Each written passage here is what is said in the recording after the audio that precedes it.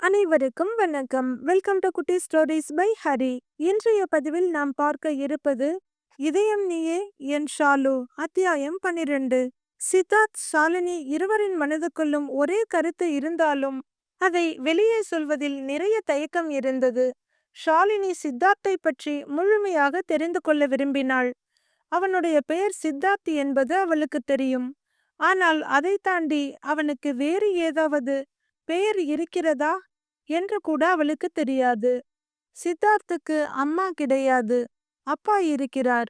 அவருடைய இரண்டாவது மனைவியும் அவர் பிள்ளைகளும் ஒரே குடும்பமாக இருக்கிறார்கள் என்பதை தவிர ஷாலினிக்கு வேறு எதுவுமே தெரியாது. தீபா, விகாஷ் இருவரையும் அவளுக்கு தெரியும். அவர்களின் குணத்தையும் ஓரளவு அவள் திருமணமாகி வந்ததிலிருந்து தெரிந்து கொண்டாள். ஆனால் தீபாவின் அக்கா நிஷாவை பற்றி எதுவும் தெரியாது. நிஷா தன் கணவனோடு எப்போதாவது தான் இந்தியாவுக்கு வருவாள் என்பதால் அவளை பற்றி தெரிந்து கொள்வதில் ஷாலினிக்கு பெரிதாக எதுவும் இருப்பதாக தோன்றவில்லை. தீபாவுக்கும் அவள் அம்மாவுக்கும் இருக்கும் நெருக்கம் அந்த பெண் நிஷாவோடு இல்லை என்பதை போல அவளுக்கு தோன்றியது. ஆனால் இது எல்லாவற்றையும் விட அவள் மன ஊஞ்சலில் சிம்மாசனம் இட்டு அமர்ந்த சித்தார்த்தை பற்றி அவள் தெரிந்து கொண்டே ஆக வேண்டும். இதுவரை அவன் நன்றாக பாடுவான் என்பதை தவிர வேறு எதுவும் அவளுக்கு தெரியாது. தெரிந்து கொள்ளவும் அவள் விரும்பியதில்லை. அதை எப்படி அவனிடம் நேரடியாக கேட்பது என்று யோசித்தவள், உங்களோட சின்ன வயசு போட்டோ இருக்கா, நான் பார்க்கலாமா என்று ஆரம்பித்தாள். சற்று நேரம் யோசித்தவன், ஏதோ 1-2 தான் இருக்கும் ஷாலு. அப்பா எப்போதும் அவரோட வேலையில பிஸியா இருப்பாரு. சித்தி எங்களை வீட்டுல வேலைக்காரங்க கிட்ட விட்டுட்டு பார்ட்டி, கிளப், ஃப்ரெண்ட்ஸ் வீடுன்னு அடிக்கடி போயிடுவாங்க. வீட்டுல நடக்கிற பிறந்தநாள் கொண்டாட்டங்கள் தவிர வேற எந்த கொண்டாட்டங்களும் இருந்ததில்ல. அந்த நேரத்துல எடுக்கப்பட்ட போட்டோக்களை தவிர வேற போட்டோக்கள் இருக்க வாய்ப்பு ரொம்ப கம்மிதான். அப்புறம் இப்ப சமீபத்துல நிஷாவோட கல்யாணம் நடந்தது இல்லையா, அதுல எடுத்த நிறைய போட்டோஸ் இருக்கும். ஆனா அது என்னோட சின்ன வயசு போட்டோவா இருக்காது. தீபாவும் விகாஷும் கொஞ்சம் பெரிய பிள்ளைங்களானதும் அம்மா கூட அடம் பிடிச்சு வெளியே போயிடுவாங்க. நானும் நிஷாவும் வீட்டுல தான் இருப்போம். நிஷாவுக்கு சின்னதுல இருந்தே அடம் பிடிக்க தெரியாது. என்கிட்ட ரொம்பவும் பிரியமா இருப்பா. அண்ணா அண்ணான்னு எப்பவுமே ஒரு கீ கொடுத்த பொம்மை மாதிரி என் கூட சுத்திக்கிட்டே இருப்பா. அதுக்கப்புறம் சில வருஷங்கள் கழிச்சு மாணிக்கம் மாமா பொண்ணு சுகுணா எங்க கூட சேர்ந்துக்கிட்டா. மொத்தமா நாங்க 3 பேரும் தான் ஒன்னா படிக்கிறது, விளையாடுறது, பேசுறது அப்படின்னு இருப்போம். தீபா, விகாஷ் 2 பேருக்கும் நிறைய ஃப்ரெண்ட்ஸ் இருந்தாங்க. 10-12 வயசுக்கு அப்புறம் அவங்க வீட்ல இருந்த நாட்கள் ரொம்ப ரொம்ப கம்மி. எப்போதும் ஃப்ரெண்ட்ஸோட எங்கேயாவது வெளியே போயிடுவாங்க. இல்லனா அவங்களோட ஃப்ரெண்ட்ஸ் சில நாட்கள் வந்து நம்ம வீட்ல தங்குறதும், இவங்க அவங்க வீட்ல போய் தங்குறதுமா நாட்கள் போயிடும். எப்போதாவது நான் தாத்தா பாட்டி வீட்டுக்கு போயிட்டு வருவேன். அவங்க பெரும்பாலும் இங்க வர்றதே இல்ல. என்னோட தம்பி தங்கச்சிங்களை கூட்டிட்டு போறேன்னு அம்மா கிட்ட நான் நிறைய முறை கேட்டு இருக்கேன். அவங்க அனுப்ப மாட்டாங்க. தாத்தா பாட்டி எனக்கு ரொம்ப பிடிக்கும். ஆனா ஒரு நாள் கூட அப்பாவால என்னை பார்க்காம இருக்க முடியாது. அதனால சில நாட்கள்லயே திரும்பி வந்துடுவேன் ஷாலு. அதுக்கப்புறம் படிப்பு, மெடிடேஷன் கிளாஸ், அதோட ஹை சொசைட்டிக்குன்னு இருக்கக்கூடிய மற்ற சில ஆக்டிவிட்டீஸ்ல என்னை சேர்த்து விட்டுட்டாங்க. அதையெல்லாம் நான் நல்லா கத்துக்கிட்டேனே தவிர எனக்கு பெரிய ஈடுபாடு இல்ல. அதுக்கப்புறம் ஹையர் ஸ்டடீஸ்க்காக வெளிநாடு போனேன். அப்பா நம்ம ஃபேக்டரியோட கிளைய கனடால ஆரம்பிக்கணும்னு ஆசைப்பட்டாரு. நான் அப்பா கிட்ட பேசிட்டு அதுக்கான ஏற்பாடுகளை பண்ணலாம்னு இந்தியா வந்த போதுதான் அவருக்கு ஹெல்த் இஷ்யூஸ் வந்துருச்சு. சின்ன வயசுல இருந்தே அப்பாவோட வெளியே போகணும், அவரோட இருக்கணும்னு ஆசை இருந்தது. ஆனா நான் காலேஜ் போற வரைக்கும் அவருக்கு வேலை சரியா இருந்தது. நான் காலேஜ் முடிச்சுட்டு வரும்போது அவருக்காக பெட்டு காத்திருந்தது. எனக்காக அவரோட பிசினஸ் காத்திருந்தது. அதுக்கப்புறம் எங்கேயும் போகாம இங்கேயே இருந்து பிசினஸ பாத்துக்கிறேன். நான் நம்ம பிசினஸ பாத்துக்க ஆரம்பிச்சு முழுசா 5 வருஷம் ஆயிடுச்சு. எனக்குன்னு பெரிய ஆசைகளும் எதிர்பார்ப்புகளும் இருந்ததில்ல. அப்பா இப்படி இருக்காருன்ற வருத்தம் ரொம்ப இருக்கும். தாத்தா பாட்டி நம்ம கூட இருந்தா நல்லா இருக்கும்னு ஆசையா இருக்கும். அதை தாண்டி என்னோட லைஃப்ல பெருசா சொல்லிக்கிற மாதிரி எதுவும் இல்லை ஷாலு என்று அவள் கேட்க நினைத்த தகவல் அத்தனையையும் தயங்காமல் சொன்னான் சித்தார்த். அதிலிருந்தே அவனுடைய வாழ்க்கையில் சிறு வயதில் இனிமையான தருணங்கள் எதுவும் இல்லை என்பது ஷாலினிக்கு நன்றாக புரிந்தது. அவனுடைய சித்தியும் அவனிடம் உண்மையான அன்புடன் இருக்கவில்லை என்பதும் அவனுக்கு நன்றாக தெரியும் என்பதையும் அவன் பேச்சிலிருந்து எளிதாக புரிந்து கொண்டாள். எல்லாம் தெரிந்திருந்தும் அவன் எதையும் பெரிதப்படுத்தவில்லை என்பதும் அவளுக்கு தெரிந்தது. இப்படி எந்த வழியிலும் ஆறுதலோ அமைதியோ இல்லாமல் வளர்ந்த ஒருவனைத்தான் நானும் என் பங்குக்கு காயப்படுத்தி இருக்கிறேன் என்று நினைத்த ஷாலினிக்கு ரொம்பவும் வருத்தமாகி போனது. சரி, இதுவரை போனதெல்லாம் போகட்டும். இப்போது நான் இவர் மனதில் எந்த இடத்தில் இருக்கிறேன் அதை தெரிந்து கொள்ள வேண்டுமென்று நினைத்தாள் ஷாலினி. சின்ன பிள்ளையில இருந்ததெல்லாம் ஓகே, ஆனா கல்யாணம்னு வந்தப்ப உங்களோட எதிர்பார்ப்புகள் எப்படி இருந்தது? ஷாலினி ரொம்ப ஆர்வமாக கேட்டாள். அவன் எதிர்பார்ப்பில் ஏதாவது ஒரு இடத்திலாவது தான் இருந்திருக்கிறோமா என்று தெரிந்து கொள்ள மிகவும் ஆசைப்பட்டாள். அவளை பார்த்து புரிந்து கொள்ள முடியாத ஒரு புன்னகையை பதிலாக கொடுத்தான் சித்தார்த். என்ன என்பது போல அவள் கண்களால் கேட்க மீண்டும் சிரித்தான் அவன். அந்த சிரிப்பில் கொஞ்சம் சோகம் இழையோடினாலும் வசீகரமாக இருந்த அந்த புன்னகை அவளின் மனதில் இருந்த எல்லாவற்றையும் மறக்க வைத்தது. ஆனாலும் சில வினாடிகளில் தெரிந்து கொண்டே ஆக வேண்டும் என்ற ஆவல் பொங்க, பரவாயில்ல சொல்லுங்க, உங்க வருங்கால வைஃப் பத்தி என்ன யோசிச்சிருந்தீங்க? மீண்டும் அதே கேள்வியை வேறு மாதிரி கேட்டாள் ஷாலினி. உண்மையா எனக்கு எந்த எதிர்பார்ப்பும் இருக்கல. ஆனா நீ மனைவியா கிடைச்சப்போ என்னுடைய மொத்த எதிர்பார்ப்பும் நீதான்னு தோணுச்சு. நீ உன் அம்மா அப்பா கிட்ட காட்டின அன்பு பார்த்து ஒரு அன்பான அழகான தேவதையே எனக்கு மனைவியா கிடைச்சிருக்காங்கன்னு ரொம்பவே சந்தோஷப்பட்டேன் என்றான் சித்தார்த். அதை கேட்ட அடுத்த வினாடியே ஒரு குளிர்ச்சி அலை தீண்ட ஷாலினியின் உடல் முழுவதும் சிலிர்த்தது. ஆனால் அது சில வினாடிகள் தான் நீடித்தது. அடுத்ததாக அவள் உடம்புக்குள் உருவான வெட்கச் சூட்டில் அவளுடைய சந்தன நிற உடல் ஆரஞ்சும் சிவப்பும் கலந்த ஒரு கலவையானது. இப்போது அவளை விசித்திரமாக பார்ப்பது சித்தார்த்தின் முறையானது. அவன் தன்னையே பார்த்து கொண்டிருப்பதை உணர்ந்த அவள் பார்வை தரையை ஆராய தொடங்கியது. சில நிமிடங்கள் இருவருக்கிடையிலும் எந்த பேச்சும் இல்லை. அடுத்து ஷாலினியே தேங்க்ஸ் என்றாள். தேங்க்ஸா? எதுக்கு? சித்தார்த் புரியாமல் கேட்க, அது நீங்க எனக்கு கொடுத்த காம்ப்ளிமெண்ட்டுக்கு என்றாள். எப்படி இருந்தாலும் அதுதான் உண்மை. நான் அந்த நிமிஷம் அப்படிதான் உணர்ந்தேன் என்றான் சித்தார்த். இப்போ என்று கேட்க அவளுக்கு ஆசைதான். ஆனால் பதில் அவளுக்கே தெரியுமே. ஒரு ராட்சசியை போல நடந்துவிட்டு இப்போதும் நான் தேவதையா என்று எப்படி மனசாட்சி இல்லாமல் கேட்பது? அவளுடைய தயக்கத்தையும் மௌனத்தையும் பார்த்த சித்தார்த், ஷாலு, நீ அப்போ மட்டுமில்ல இப்போதுமே ஒரு மென்மையான தேவதைதான் என்றான். அப்படின்னா நான் இவரை திட்டினதெல்லாம் இவருக்கு தாலாட்டு மாதிரி இருந்திருக்குமோ என்று நினைக்க ஷாலினிக்கு சிரிப்பு வந்தது. வந்த சிரிப்பை அடக்குவதற்காக பட்டென்று எழுந்தவள் அவன் காலில் இடித்துக்கொண்டு கீழே விழப்போனாள். மின்னலாய் அவனுடைய கரம் அவள் வயிற்றின் குறுக்காக ஓடி அவளை விழாமல் தாங்கி பிடித்தது. அதில் அந்த கரத்தின் வலிமையை அவளால் உணர முடிந்தது. பார்க்க மென்மையாக இருக்கும் இவனுடைய கரங்கள் இவ்வளவு வலிமையானதா? இதற்கு முன்பும் கூட சில முறை அவன் கை அவள் மேல் பட்டு இருக்கிறது. அது ஆறுதலுக்காக என்று இருந்ததால் மென்மையாக இருந்ததோ? ஆமாம், அப்படித்தான் இருக்கும். காரில் வரும்போது கூட அவளை தோளோடு சேர்த்து அணைத்தானே, அப்போது கூட அவனுடைய பிடி மிகவும் மென்மையாகத்தானே இருந்தது. அவள் தன் வயிற்றின் குறுக்கே இருக்கும் அவனுடைய கையை ஆராய்ச்சி செய்து கொண்டிருக்க அவனோ சற்று பதட்டத்துடன் எழுந்தான். ஷாலு, எனி ப்ராப்ளம் என்று கேட்க அப்போதுதான் சுயநினைவுக்கு வந்தாள். அவன் கைகளை ஆராய்ச்சி செய்து கொண்டிருந்ததை எப்படி சொல்ல முடியும்? வெட்கம் தலைக்கேற அந்த இடத்தை விட்டு ஓட முயன்றாள். ஆனால் அவசரமாக செய்யும் காரியம் சிதறத்தானே செய்யும். இப்போது அது ஷாலினி விஷயத்தில் சரியாக இருந்தது. அவள் வேகமாக விலக முயல இன்னும் தான் தடுமாறி போனாள். சித்தார்த் ஒரு பஞ்சு பொம்மையைப் போல எளிதாக தாங்கி பிடித்தான். அவனின் அந்த வலிய பிடி அவளுக்குள் ஏதேதோ மாற்றங்கள் நிகழ்த்துவதை ஷாலினியால் உணர முடிந்தது. அவள் அப்படியே அசையாமல் இருக்க, என்ன ஷாலு, தூக்கம் வருதா? தூக்கத்துல தடுமாறிட்டு இருக்கியா என்று அவள் நிலையை இலகுவாக்க முயன்றான் சித்தார்த். என்ன சொல்லி சமாளிப்பது என்று யோசித்துக் கொண்டிருந்த ஷாலினிக்கு அந்த நேரத்தில் தப்பிப்பதற்கு அவன் சொன்ன அந்த ஐடியாவே போதுமானதாக இருந்தது. ஆமாம் என்று தலையை ஆட்ட, வா தூங்கலாம் என்று அவன் சாதாரணமாக சொல்ல அவள் அதிர்ச்சியுடன் அவனை பார்த்தாள். அவள் கண்களில் தெரிந்த அதிர்ச்சியை பார்த்ததும் தவறாக எதுவும் சொல்லிவிட்டோமோ என்று யோசித்தான் சித்தார்த். சாரி, நான் வேற எதுவும் சொல்லல. தூங்க போகலாம்னு தான் சொன்னேன். நீங்க படுங்க, நான் வெளியே படுத்துக்கிறேன் என்றவன் கண்கள் அந்த அறைக்கு வெளியே இருந்த சோஃபாவை நோக்கிச் சென்றது. டேய் சித்தார்த், உன்னுடைய இரவுகள் எல்லாமே சோஃபாவோட தான் போகும் போல இருக்குடா. அவன் மனசாட்சி அவனை பார்த்து சிரித்தது. அதற்குள் ஷாலினி நேராக நின்றாள். அவள் மெதுவாக அவன் கையை விலக்கிவிட அவனும் எந்த உணர்ச்சியையும் முகத்தில் காட்டாமல் சோஃபாவை நோக்கி நடந்தான்.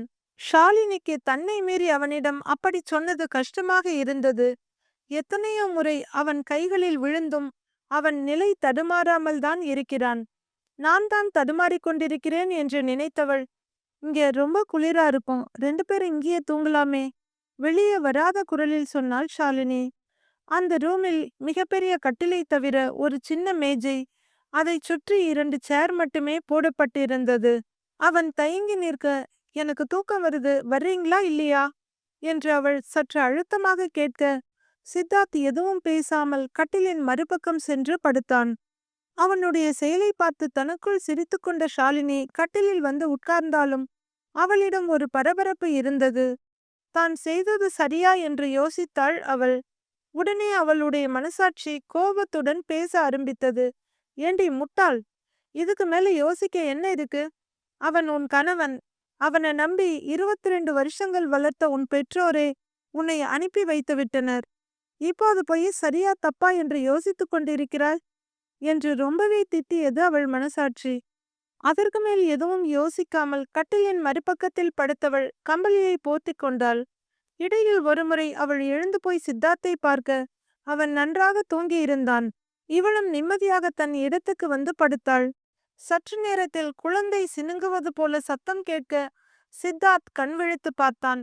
ஷாலினிதான் கை கால்களை குறுக்கிக் கொண்டு ஒரு குழந்தை போல படுத்திருந்தாள். குளிர் தாங்காமல் அவளிடம் இருந்துதான் என்ற மெல்லிய சத்தமும் வந்து கொண்டிருந்தது. அப்போதுதான் அவள் சாதாரண உடையில் இருப்பதும் போர்த்தி இருந்த பிளாங்கெட் அவளை விட்டு சற்று தள்ளி கிடப்பதும் அந்த அறையின் மங்கலான வெளிச்சத்தில் தெரிந்தது. அருகில் கிடந்த பிளாங்கெட்டை அவன் எடுத்து அவளுக்கு போர்த்திவிட்டான். சட்டென்று அவள் கைகள் பிளாங்கெட்டை பிடித்து இழுத்து கொண்டது. கொஞ்சம் கொஞ்சமாக கை கால்களை நீட்டி படுத்தாள். போர்த்தாமலே படுத்துவிட்டாள் போல. பாவம், குளிரில் சிரமப்படுகிறாள், நன்றாக தூங்கட்டும். மெதுவாக சொல்லிக்கொண்டே அவன் இடத்துக்கு திரும்பினான் சித்தார்த். ஆனால் அவனையும் அறியாமல் அவன் பார்வை ஷாலினியிடம் சென்றது.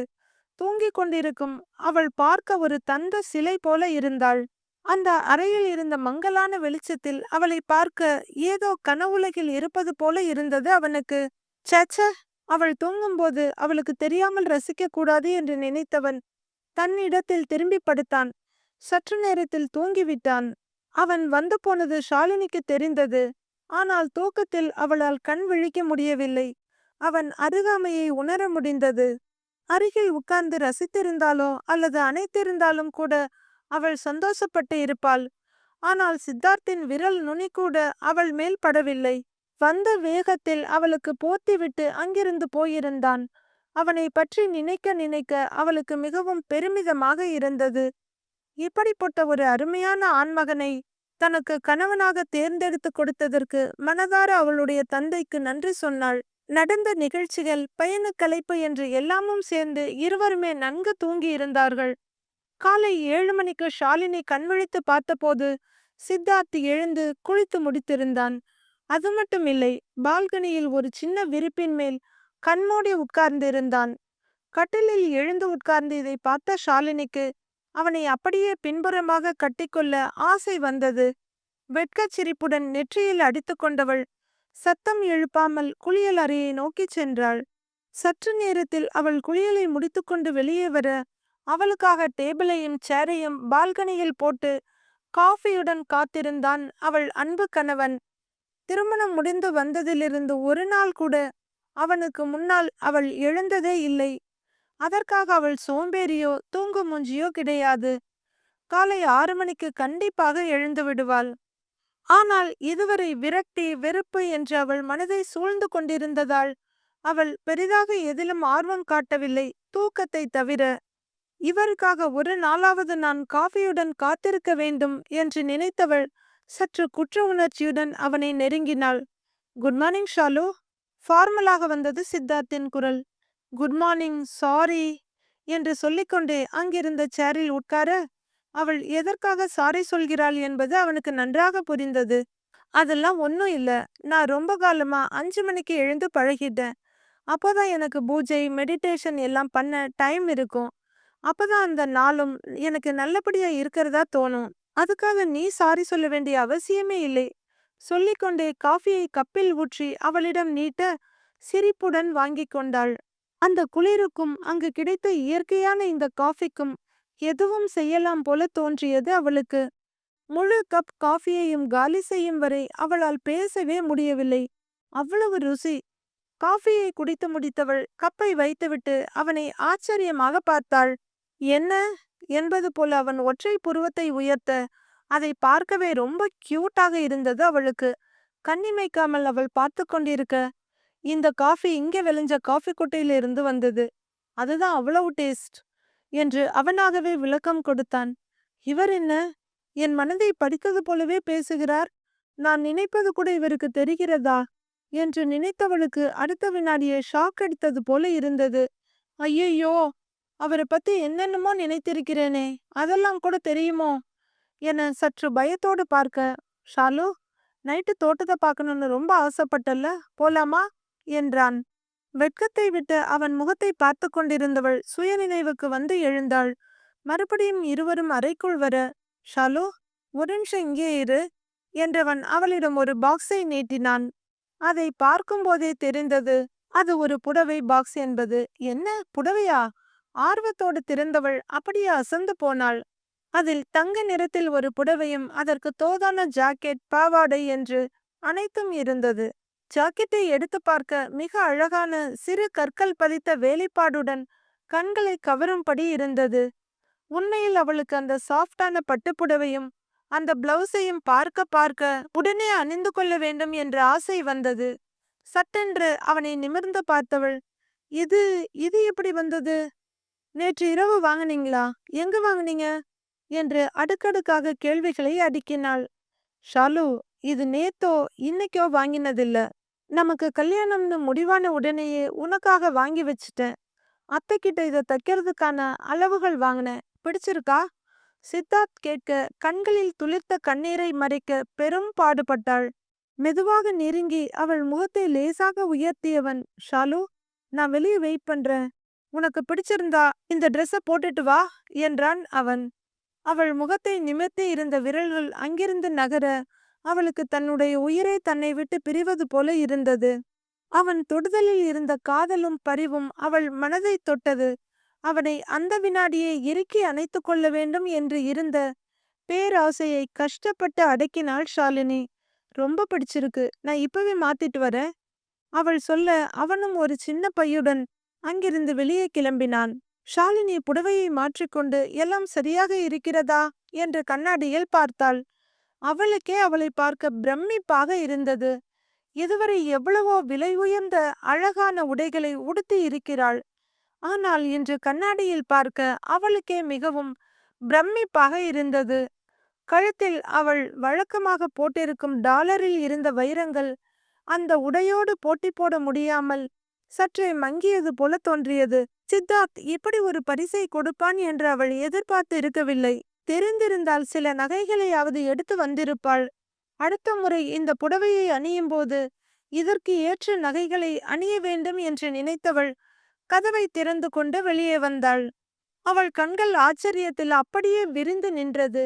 ஏனெனில் சித்தார்த் அங்கு அழகான பட்டு வேஷ்டி சட்டையுடன் நின்றிருந்தான். தோளில் தொங்கிக் கொண்டிருந்த பட்டு அங்கவஸ்திரம் அவனை இன்னும் உயரமாக காட்டியது. அதை பார்த்த ஷாலினிக்கு, இங்கு ஏதாவது திருமணத்துக்கு போக போகிறோமோ என்று தோன்றியது. திருமணத்துக்கு போவது ஒரு பக்கம் இருக்கட்டும், ஆனால் தாங்களே ஏதோ மணப்பெண் மணமகன் மாதிரி அல்லவா இருக்கிறோம் என்று நினைத்தாள். கண்ணிமைக்காமல் அவனை அவள் பார்த்து கொண்டிருக்க பெரும் தாகத்தில் இருப்பவன் நீரை கண்டது போல விரிந்த விழிகளுடன் சித்தார்த் அவளையே பார்த்து கொண்டிருந்தான். அப்போது ஒரு நடுத்தர வயது பெண் மேலே ஓடி வந்தாள். சற்று தள்ளி நின்றவள், ஐயா, உங்களை பார்க்க ஒரு ஐயாவும் அம்மாவும் வந்திருக்காங்க என்றாள். யாராக இருக்கும் என்று குழம்பினாள் ஷாலினி.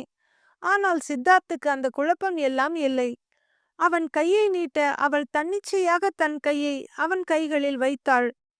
இருவரும் படி இறங்கி வர ஹாலில் அவளுடைய அம்மாவும் அப்பாவும் இவர்கள் இருவரையும் வைத்த கண் வாங்காமல் பார்த்து கொண்டிருந்தனர். ஷாலினிக்கு ஒரே ஆச்சரியமும் அதிர்ச்சியுமாக இருந்தது. முதலில் அவனுடைய பரிசு, அடுத்ததாக அவனும் மணமகன் போல தயாராகி வந்தது, அடுத்து அவளுடைய பெற்றோர்களின் வருகை. என்ன நடக்கிறது என்று விழிகளை விரித்து பார்த்தாள். அம்மா, அப்பா, நீங்களா? என்ன திடீர்னு? ஒன்னும் சொல்லவே இல்ல. அதுவும் இங்க ஊட்டிக்கு வந்திருக்கீங்க. ஏதாவது விசேஷமா? அதுக்குதான் எல்லாரும் போக போறோமா என்று மூச்சு விடாமல் கேட்டாள் ஷாலினி. ஆமா ஷாலுமா, இங்க நண்பர் வீட்டு விசேஷம், அதுக்குதான் எல்லாரும் போக போறோம் என்று சொன்னார் அவளுடைய அம்மாவும் அப்பாவும். அவர்கள் இருவரும் ஆளுக்கு ஒரு பக்கமாக அணைத்து கொண்டதோடு மகளின் அழகை தங்கள் கண்களில் நிரப்பிக் கொண்டிருந்தனர். அவளுடைய அம்மாவும் ஒரு அழகான வைலட் நிற பட்டுப்புடவையில் இருந்தார். அதற்கேற்ற நகைகளும் போட்டு இருந்தார். டாடி, உங்க நண்பர் வீட்டு விசேஷம்னு இப்ப சொல்றீங்க, எனக்கும் முன்னாடியே சொல்லியிருக்கலாம்ல. நானும் அதுக்கு ஏத்த மாதிரி தேவையானதெல்லாம் எடுத்துட்டு வந்திருப்பேன்ல என்று கொஞ்சம் வருத்தமாக சொன்னாள் ஷாலினி. அப்போது 2 ஆண்கள் ஒரே மாதிரி பேண்ட் ஷர்ட்டை அணிந்து பணிவுடன் வாசல் படியில் வந்து நின்றனர். சார், உள்ள வரலாமா என்று கேட்டனர். வாங்க வாங்க, சித்தார்த் சொல்ல அவர்கள் இருவரும் ஒரு சின்ன பெட்டியுடன் உள்ளே வந்தார்கள். சார், இந்தாங்க, நீங்க கேட்டதெல்லாம் இதுல இருக்கு. ஒரு தடவை செக் பண்ணிட்டு கடைக்கு ஃபோன் பண்ணிட்டா நாங்க கிளம்பிடுவோம் என்றார் அதில் ஒருவர் பணிவுடன். ஷாலினிக்கு எல்லாமே ஒரே ஆச்சரியமாக இருக்க அவள் ஏதோ யோசனையுடன் அப்படியே நின்றாள். சித்தார்த் அந்த பெட்டியை கையில் வாங்கியவன் அங்கிருந்த சோஃபாவில் உட்கார்ந்து மெதுவாக திறந்து பார்த்தான். அவன் முகத்தில் தோன்றிய வெளிச்ச புள்ளிகளை பார்த்த உடனேயே ஷாலினிக்கு தெரிந்துவிட்டது அவன் ஏதோ நகை வாங்கி இருக்கிறான் என்று. ஆர்வமாக சித்தார்த்தின் அருகில் ஓடி வந்து பார்த்த ஷாலினி அந்த பெட்டியில் இருந்ததை பார்த்து அப்படியே அதிர்ந்து விட்டாள். சித்தார்த் அவர்கள் இருவரையும் பார்த்து, எல்லாம் சரியா இருக்கு, நான் உங்க ஓனருக்கு ஃபோன் பண்ணிடுறேன், நீங்க கிளம்பலாம் என்றான். இருவரும் சரிங்க சார், ரொம்ப நன்றி என்றவர்கள் ஷாலினியிடமும் அவளுடைய பெற்றோர்களிடமும் பொதுவாக வருகிறோம் என்று சொல்லிவிட்டு அதே பணிவுடன் அங்கிருந்து கிளம்பினர். அந்த பெட்டியை மூடாமல் அப்படியே ஷாலினியிடம் நீட்ட அவளால் கைகளை கூட நீட்டி அதை வாங்கிக் கொள்ள முடியவில்லை. அவள் தந்தை அவளுக்காக வாங்கியதை விட மிக உயர்ந்த வைர நெக்லஸ், அதற்கேற்ற நீளமான செயின், 4 வளையல்கள், அழகிய கல்பதித்த நீண்ட தோடுகள், அதற்கேற்ற மாட்டல் என்று ஒரு சின்ன வைர நகைக்கடையே அதற்குள் இருந்தது. ஆர்வம் தாங்காமல் வந்து எட்டி பார்த்த அவளுடைய அம்மா சுமதி அப்படியே பிரமித்து போனாள். அத்தனையும் அவ்வளவு அழகாக இருந்தது. ஷாலு, இதுல உனக்கு எது பிடிக்குதோ அதெல்லாம் போட்டுக்க என்று அவன் சொல்ல அவள் பிரமிப்புடன் அவனையும் அந்த நகை பெட்டியையும் மாறி மாறி பார்த்து கொண்டிருக்க கையில் வாங்கி அவளுடைய அம்மா சுமதி மகளுக்கு அந்த நகைகளை அழகாக அணிவித்தாள்.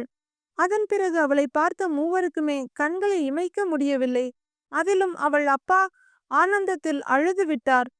அவள் அம்மாவும் கண்களில் துளிர்த்த கண்ணீரை நாசூக்காக சுண்டிவிட்டு விரல்களால் மகளுக்கு திருஷ்டி கழித்தார். சித்தார்த் அப்படியே ஆணி அடித்தது போல சிலையாக நின்று விட்டான்.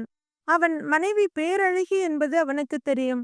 ஆனால் இன்று வானில் இருந்து இறங்கிய தேவலோக பெண்ணாக தெரிந்தாள். கணவரிடம் வந்த சுமதி, என்னங்க, மாப்பிள்ள ஷாலினிக்காக வாங்கியிருக்காங்க நகைங்களை பாக்குறப்போ நாம கொண்டு வந்தது ஒண்ணுமே இல்லையே, இதை எப்படி மாப்பிள்ளைகிட்ட கொடுக்கறது என்று தயக்கத்தோடு சொன்னாள். அவள் எவ்வளவுதான் மெதுவாக பேசி இருந்தாலும் சித்தார்த்தின் காதில் அது நன்றாக கேட்டது. அத்த, மாமா, நீங்க எங்களுக்காக என்ன கொண்டு வந்திருந்தாலும் அது நாங்க வச்சிருக்க எல்லாத்த விடவும் உயர்ந்ததுதான். எந்த தயக்கமும் வேணாம், கொடுங்க என்று கேட்க தயங்கிக் கொண்டே அவர்கள் ஒரு சின்ன பெட்டியை எடுத்து நீட்டினார்கள். அதில் மிக அழகிய மாடலில் அவனுக்கான செயின் மற்றும் பிரேஸ்லெட், ஒரு மோதிரமும் இருந்தது. அதோடு ஷாலினிக்கு ரூபி நகை செட் ஒன்றும் இருந்தது. ரொம்ப நல்லா இருக்கு, எனக்கு ரொம்ப பிடிச்சிருக்கு சொன்ன சித்தார்த் அப்போதே அதை அணிந்து கொண்டான். ஷாலினியின் அம்மா அப்பா இருவருக்கும் அது மிகவும் சந்தோஷமாக இருந்தது. ஷாலினி கையில் இருந்த நகையையும் தன் உடையையும் பார்த்தாள். அம்மா, இப்ப நான் போட்டிருக்க நகை தான் இந்த புடவைக்கு செட் ஆகும், இதை நான் இன்னொரு நாள் போட்டுக்கட்டுமா என்று சற்று தயக்கத்துடன் கேட்டாள். கண்டிப்பாடா தங்கம், அதுக்கேத்த உடையோட போட்டாதான் அது நல்லா இருக்கும். இப்ப மாப்பிள்ள வாங்கி கொடுத்திருக்கிறது தான் இந்த புடவைக்கு பிரமாதமா இருக்கு என்று அம்மா அப்பா இருவரும் ஒரே குரலில் சொன்னார்கள். அதன் பிறகு நால்வரும் அங்கிருந்து வெளியே வர சங்கர் தான் காரை ஓட்டினார். சற்று நேரத்தில் அவர்கள் ஒரு திருமண மண்டபத்திற்கு வந்து சேர்ந்தனர். மிக அழகாக அலங்கரிக்கப்பட்டிருந்தது அந்த மண்டபம். ஆனால் கூட்டம் அதிகமாக இல்லை. மணமேடை இவர்களுடைய திருமணத்தில் இருந்ததைப் போலவே அலங்கரிக்கப்பட்டிருந்தது. அங்கு ஐயர் ஹோமத்தியை வளர்த்து அதன் அருகில் உட்கார்ந்து இருந்தார். திருமண நேரத்தில் ஷாலினி எதையும் சரியாக கவனிக்கவில்லை. ஆனால் சற்று முன்பு அவள் அதை போட்டோவில் பார்த்திருந்ததால் சட்டென்று நினைவுக்கு வந்துவிட்டது. இதையெல்லாம் பார்த்தவளுக்கு ஏக்க பெருமூச்சு வந்தது. திருமண நாளின் இனிய தருணத்தை ரொம்பவும் மிஸ் செய்தாள். அவள் ஏதேதோ நினைவுகளில் மூழ்கி அப்படியே நின்று கொண்டிருக்க அவள் மென்கரத்தை இன்னொரு மென்கரம் பிடித்தது. திடுக்கிட்டு திரும்பி பார்க்க அவளுடைய தோழி கீர்த்திதான் அது. என்ன, ஏதாவது கனவு காண்கிறோமா என்று யோசித்தவள் கண்களை கசக்கிக் கொண்டு பார்த்தாள். சந்தேகமே இல்லை, அருகில் கீர்த்திதான் அவள் கையை பிடித்து கொண்டிருந்தாள். ஷாலினியை மென்மையாய் பார்த்து சிரித்தாள் கீர்த்தி. என்ன நடக்கிறது இங்கு? குழம்பிய ஷாலினி அருகில் பார்க்க அங்கு நின்றிருந்த சித்தார்த்தை காணவில்லை. அவர் எங்கே என்று அவள் சுற்றும் முற்றும் தேடினாள். மணமேடையில் மிக கம்பீரமாக உட்கார்ந்திருந்தான் சித்தார்த். ஷாலினிக்கு எதுவுமே புரியவில்லை. திகைத்து போய் அவள் பார்க்க, ஹே ஷாலு, இங்கேயே நின்னு கனவு கண்டுட்டு இருக்க போறியா? அங்க மாப்பிள்ள தயாரா இருக்கார் பாரு. கீர்த்தி சொல்ல ஷாலினி ரொம்பவும் அதிர்ந்து போனாள். அப்போது அவளுடைய அம்மாவும் அருகில் வந்து ஷாலினியின் அடுத்த கையை பிடித்தார். வாடா தங்கம், நீ விரும்பினபடி மாப்பிள்ள உன்னோட கல்யாண போட்டோக்குள்ள அழகா எடுக்க எல்லா முயற்சியும் செஞ்சிருக்காரு. இந்த அதிர்ச்சியான முகத்தை விட்டுட்டு ஆனந்தமா போகலாமா என்று அவள் அப்பா சொன்னார். ஷாலினிக்கு சித்தார்த்தின் மேல் ஒரு பெரிய பிரமிப்பும் முகத்தில் வெட்கம், ஆனந்தம் என்று அனைத்தும் ஒரு சேர போட்டி போட்டது. அதை அங்கிருந்த போட்டோகிராஃபர்களும் வீடியோகிராஃபரும் தங்கள் கேமராவுக்குள் அடக்கிக் கொண்டிருந்தனர். ஷாலினிக்கு ஒரு கணத்தில் எல்லாம் புரிந்துவிட்டது. முதல் நாள் இரவு போட்டோக்களை பார்த்த பின் அவனிடம் சாதாரணமாக சொன்னதை இவ்வளவு சீரியஸாக எடுத்துக்கொண்டானா? அடுத்த சில மணி நேரத்தில் அதற்கு வேண்டியவற்றை தயார் செய்து விட்டானா? அதற்குத்தான் இத்தனை ஏற்பாடுகளா? அம்மாவும் அப்பாவும் திடீர் வருகை. நினைக்க நினைக்க அவள் நெஞ்சு பெருமிதத்தில் நிமிர்ந்தது. முகத்தில் இதுவரை சொல்ல முடியாத வெட்கமும் மகிழ்ச்சியும் போட்டி போட அவள் கால்கள் மெதுவாக மணமேடையை நோக்கி நகர ஆரம்பித்தது. அங்கே சித்தார்த் கையில் மாலையுடன், முகத்தில் மகிழ்ச்சியுடன், இதழ்களில் புன்னகையுடன் இவளை வரவேற்க காத்திருந்தான். தொடரும். கதையை படித்த கேட்ட அனைவருக்கும் நன்றி. கதை பிடித்திருந்தால் லைக் செய்து நமது சேனலை சப்ஸ்கிரைப் செய்து கொள்ளுங்கள். நன்றி, வணக்கம்.